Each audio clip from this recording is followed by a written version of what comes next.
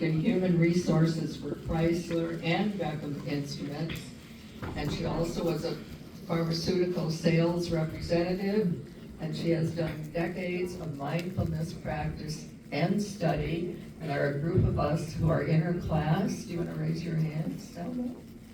All right, thank you for being here. And she currently leads the mindfulness group here, so please welcome Ann Goldman.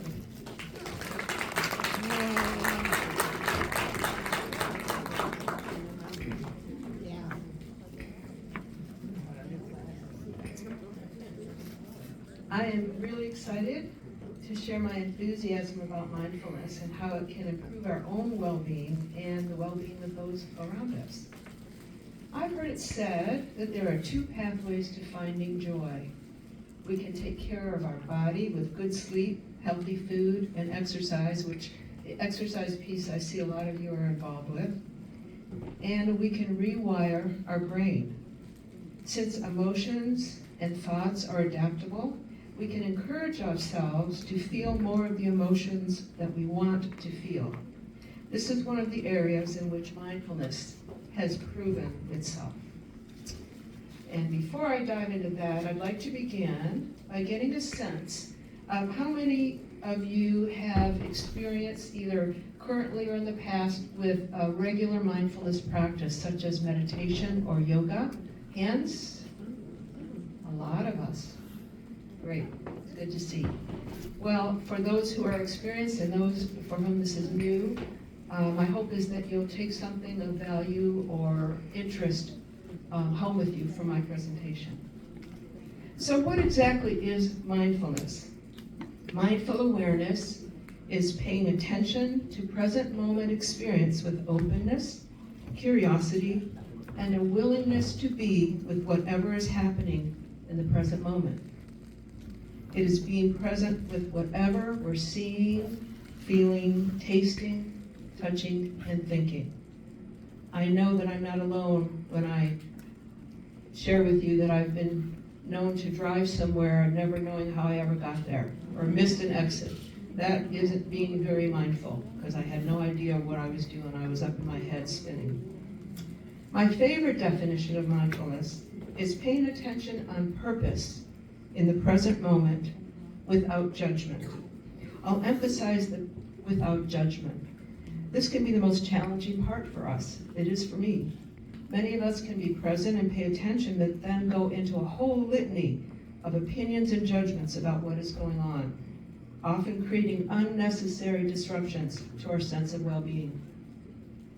Mindfulness includes attention to the pause between stimulus and response, which gives us the opportunity to choose how we wish to respond rather than just reacting. This gives us the chance to reframe the way we see things, to have greater discernment in our response. This pause can give us the time to choose an appropriate, healthier response to any situation. Our mind relentlessly pulls us into the past or the future, and into believing that our thoughts are reality. But they're not. They're just our thoughts. Let me give you an example. Let's say you've reached out to a friend or a relative and have been waiting for them to return your call. In fact, Kimmy referenced this earlier. So time passes and there's no response from this friend or relative. How might that affect you? What kind of thoughts and feelings might you have? If you want to shout it out, feel free. Taking it personally. Anyone else? What's wrong with me? What's wrong with me? Thank you. Yes. Being pissed off. That's one of mine. Yes. Angry temper. Yes. Those are great. Disappointment. That too. Concern. Yeah. I had included worry, fear, resentment, hurt, but all of those are common reactions to that situation. Then a day or two later, you discover that this person simply lost their phone. Now how do you feel? What a lot of unnecessary upset and discomfort. Some would call it suffering, and I bet that we've all been there. So our thoughts are not reality. Here's an example of the importance of that pause between stimulus and response. Road rage. Let's say that you're cut off by a speeding driver. What feelings come up for you? There are lots. While you might be justifiably frightened, instead of getting angry, resentful, raising your blood pressure, and being pissed off for the rest of the day or more, what if you try thinking something like, that driver must really have to go to the bathroom? Could be. Or maybe his wife is about to deliver a baby and he's racing to get to her side. Or maybe she is rushing to help a loved one in an emergency. I hope everyone's going to be okay. It may still be a potentially threatening or dangerous situation to be cut off like that, but you can see how you might have a different reaction. Practicing mindfulness in our everyday life is a quick way to calm our central nervous system when we're anxious, stressed, or agitated. Mindfulness originated with the Buddha over 2,500 years ago. This, of course, doesn't mean that mindfulness equals Buddhism. On the contrary, the practices of mindfulness have been a part of many spiritual traditions over time. What I find incredibly amazing is that modern science has finally enabled us to begin to understand some of the physiological mechanisms, the science underlying the benefits of mindfulness practices that were originated so many centuries ago.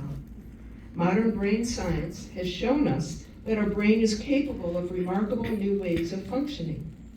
Called neuroplasticity, this understanding of brain function has shown us how plastic or changeable the brain is. We can grow new neural connections or pathways that allow us to think, feel, and act differently. These changes require focused attention, awareness, and repetition, which are the basics of mindfulness practice. Yes, we can teach this old dog new tricks. It's no longer news that how we pay attention and what we pay attention to are the keys to changing our brains and therefore our health and well-being. Some of the many studied and proven benefits of mindfulness practice include increased immune functioning under stress, improved sleep, improved resilience in the face of adversity, increased gray matter in the brain, positive changes in our experience of chronic pain, improved psychological well-being, increased empathy, compassion, self-compassion, and self-esteem, all related to joy, decreased anxiety, including post-traumatic stress disorder. There's a whole program that was